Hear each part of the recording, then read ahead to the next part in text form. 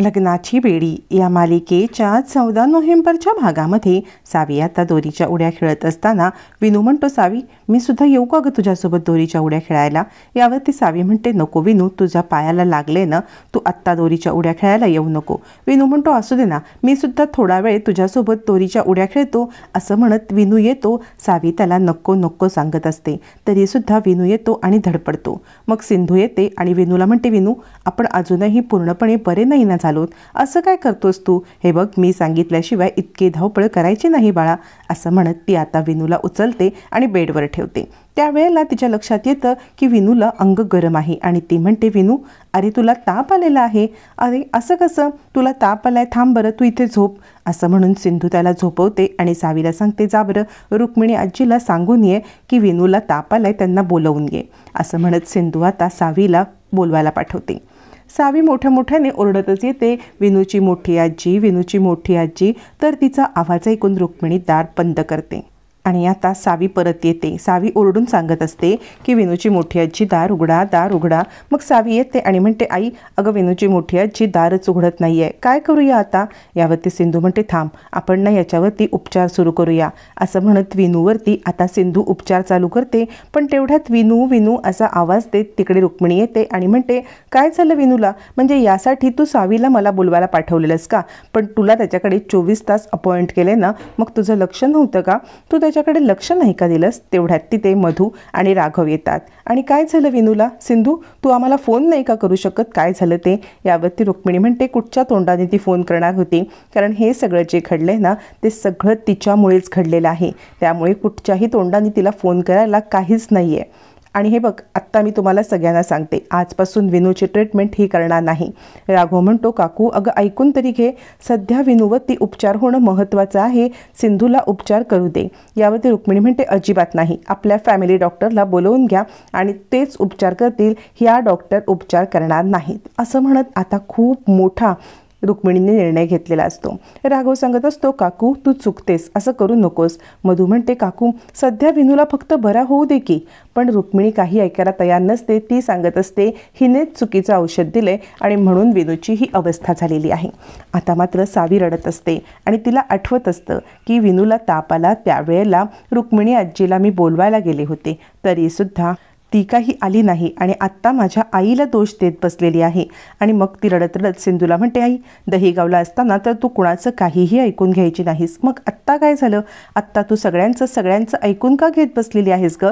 या सगळ्यांना उलट उत्तर दे की. त्यावेळेला सिंधू विचार करते, काय सांगू बाळा मी तुला? म्हणजे ही सगळी माणसं माझी आहेत, त्यांचं माझ्यावरती प्रेम आहे आणि या प्रेमापोटीच ते माझ्यावरती राग काढतायत, बाकी काहीच नाही आहे. सिंधू म्हणते, हे बघ बाळा, कधी कधी काही गोष्टी सोडून द्यायच्या असतात, तू नको बरं लक्ष देऊ. आणि हे बघ, तुझी आई पण स्ट्रॉंग आहे आणि तू पण स्ट्रॉंग आहेस. कुणी काही बोललं तरी आपल्याला माहिती असतं की नाही की सत्य काय आहे ते. असं म्हणत ती सावीला जवळ घेते आणि मनाशीच विचार करत असते. तोपर्यंत रुक्मिणी सांगत असते, काय रे राघव, बोलवलंस का डॉक्टरांना? राघव म्हणतो, हो डॉक्टरांना बोलवलंय अगं, पण ते डॉक्टर यायला थोडा वेळ जाईल अजून. याच्यावरती राघव म्हणतो, आपण असं करूया, आहे ना सिंधू इथे, सिंधूला उपचार करायला सांगूया. रुक्मिणी म्हणते, मला न विनूची खूप काळजी वाटते. तेवढ्यात राघव म्हणतो, तेच तर मी सांगतोय ना. याच्यावर रुक्मिणी म्हणते, नाही नाही, सिंधू नाही करणार, कारण ती सिंधू आणि सावी इथे आल्यापासूनच विनायक आजारी पडत चाललेला आहे, सतत सावीसोबत खेळत असतो ना. राघव म्हणतो, तू सतत सावीला का दोष देतेस? त्या मुलीचा काय दोष आहे? रुक्मिणी म्हणते, मग सतत तू त्या दोघींची बाजू का घेतोस? काय आहे तुझ्या मनामध्ये? असं म्हणत रुक्मिणी आता राघवला खडा सवाल करते. राघव काहीच बोलू शकत नाही. रुक्मिणी म्हणते, आज कुणीही मध्ये आलं ना तरीसुद्धा माझा निर्णय झालेला आहे, विनूची ट्रीटमेंट मी सिंधूकडून करून घेणार नाही. रुक्मिणी आपल्या मतावरती ठाम असते, तिला कुणीही काही समजवू शकत नाही. तिचं म्हणणं इतकंच असतं की विनू हा सावीसोबत होता म्हणून आणि म्हणूनच तो फक्त आजारी पडलेला आहे. तोपर्यंत सिंधू आता डॉक्टराच्या नात्याने आपले उपचार चालूच ठेवते. ती आता विनूला चेक करते आणि विचार करते, काहीही झालं तरी विनूचा ताप उतरायला पाहिजे. त्याच्या डोक्यावरती थंड पाण्याच्या पट्ट्या ठेवेन, पण माझा आत्ता किचनचा टाईम नाही आहे. किचनमध्ये गेले तर उगाच काकू पुन्हा गोंधळ करतील. आणि ती तिच्या परीने तिला जी औषधं देता येतील, अवेलेबल जी औषधं असतील ती सगळी विनूला देत असते. रेश्मा बाहेरून पास होत असताना हे सगळं दृश्य पाहते. रेश्मा विचार करते, ही सिंधू इथे काय करते? ही बातमी मला काकूंना सांगायलाच पाहिजे. आणि ती ताबडतोब बाहेर येते आणि म्हणते, आपला विनू आजारी आहे का? रुक्मिणी म्हणते लवकर घरातलं तुला शुद्ध पडली, विनू आजारी आहे ते समजायची. यावरती लगेचच रेश्मा म्हणते मग त्याच्या रूममध्ये सिंधू काय करते आहे? सिंधू त्याच्यावरती ट्रीटमेंट चालू केलेली आहे. याच्यावर रुक्मिणी म्हणते मी तिला सांगितलेलं ना की ट्रीटमेंट चालू करू नकोस. आणि मोठ्याने रुक्मिणी ओरडायला लागते डॉक्टर सिंधू खाली या, डॉक्टर सिंधू खाली या. आता मात्र रेश्मा सांगते हो तिला तुम्ही नको सांगितलं तरीसुद्धा ती विनूची ट्रीटमेंट करतच आहे.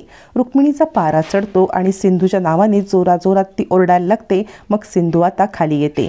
सिंधू म्हणते एक डॉक्टर म्हणून मी माझं कर्तव्य करते, माझ्या पेशंटला जे करायला पाहिजे बरं होण्यासाठी ते सगळं मी करणार. याच्यावरती रुक्मिणी म्हणते तुम्हाला एकदा सांगून कळत नाही का? आम्ही आमच्या विनूसाठी तुम्हाला डॉक्टर म्हणून मान्यच करत नाही तर तो तुमचा पेशंटच कसा झाला? तुम्ही उपचार करायचे नाहीत. पण सिंधू पण हट्टाला पेटलेली असते आणि हे सगळी गडबड चालू असतात. तिथे आता त्यांचे फॅमिली डॉक्टर येतात. फॅमिली डॉक्टर म्हणतात कुठे आहे विनू? राघव म्हणतो चला मी तुम्हाला घेऊन जातो. मग राघव फॅमिली डॉक्टरांना वरती घेऊन येतो. फॅमिली डॉक्टर चेक करतात. रुक्मिणी म्हणते काही कारण तर नाही ना घाबरायचं? यावर डॉक्टर म्हणतात हो तसं घाबरण्यासारखंच कारण आहे, म्हणजे हा व्हायरल फीवर आहे. वातावरणामध्ये बदल होतो ना आणि त्यामुळे हे सगळं घडतं. वातावरणातल्या बदलामुळे मुलांच्यामध्ये चेंजेस होतात आणि त्यामुळे हे सगळं घडून येतं. त्याला योग्य ती काळजी करायला पाहिजे, योग्य ती काळजी घ्यायला पाहिजे. तुम्ही मला त्याचे कोणते मेडिसिन चालू आहेत ते दाखवाल का? असं म्हटल्यावर ते राघव म्हणतो हो डॉक्टर मी तुम्हाला दाखवतो त्याचे काय मेडिसिन चालू आहेत ते. असं म्हणत आता राघव ती फाईल काढतो आणि समोर धरतो. तेवढ्यात आता डॉक्टरांना समजतं की विनूवरती योग्य ते उपचार चालू आहेत. डॉक्टर म्हणतात त्याचे उपचार योग्य चालू आहेत पण तुम्ही काळजी घ्यायची आहे कारण वातावरणामुळे हा सगळा बदल झाला आहे. आता यात सिंधूचा दोष नाही हे तर रुक्मिणीला समजलेलं असतं पण तरीसुद्धा मान्य करायला तिचं मन तयार नसतं. तेवढ्यात समोर सिंधू येते. डॉक्टर म्हणतात आता तुम्ही डॉक्टर सिंधू इकडे? अरे तुमच्याकडे डॉक्टर सिंधूसारखे निष्णात डॉक्टर असताना तुम्ही मला का बोलवलं? तुम्हाला एक सांगू का लहान मुलांचे डॉक्टर हे सारखे सारखे बदलायचे नसतात. एकाच डॉक्टरची ट्रीटमेंट चालू ठेवा. सिंधू डॉक्टर त्याच्यावर ट्रीटमेंट चालू करतायत ना मग त्यांचीच ट्रीटमेंट तुम्ही चालू ठेवा. असं म्हणत डॉक्टर आता रुक्मिणीचा पूर्णपणे पचका करत मी ट्रीटमेंट करू शकत नाही, तुम्ही सिंधूचीच ट्रीटमेंट घ्या हे सांगतात. मग राघव सिंधूकडे येतो आणि हात सोडून माफी मागतो आणि म्हणतो माझ्या काकूंनी तुमचा जो काही अपमान केला त्याबद्दल मी तुमची माफी मागतो. खरंच माफ करा पण तुम्ही विनूवरती योग्य ते उपचार करतायत याची मला खात्री आहे. असं म्हणत राघव आता सिंधूसमोर हात जोडतो आणि म्हणतो काकूने जे काही केलं त्यासाठी मी तुमची माफी मागतो. असं म्हणत राघव आता माफी मागतो. इकडे आता सगळ्यांनाच राघवचं हे वागणं आवडत नसलं तरी विनू शुद्धीवरती येतो आणि आता विनू शुद्धीवर आल्यावरती रुक्मिणी म्हणते विनू विनू शुद्धीवर आलास तू? काय करतोयस बाळा? उठू नकोस बरं, शांत बस. असं म्हणत ती आता विनूला आपला हात देते. विनू खाली येतो. सगळ्यांना वाटतं की विनूला आपली आई मधू हिच्याशी बोलायचं आहे आणि विनू समोर येऊन उभा राहतो. मधू त्याला आपल्या जवळ घेते आणि म्हणते विनू विनू बाळा. आणि सगळ्यांना वाटतं की आईला भेटण्यासाठी विनू आतुर झालाय पण विनूला हात पुढे केल्यावरती तो मधूकडे येतच नाही.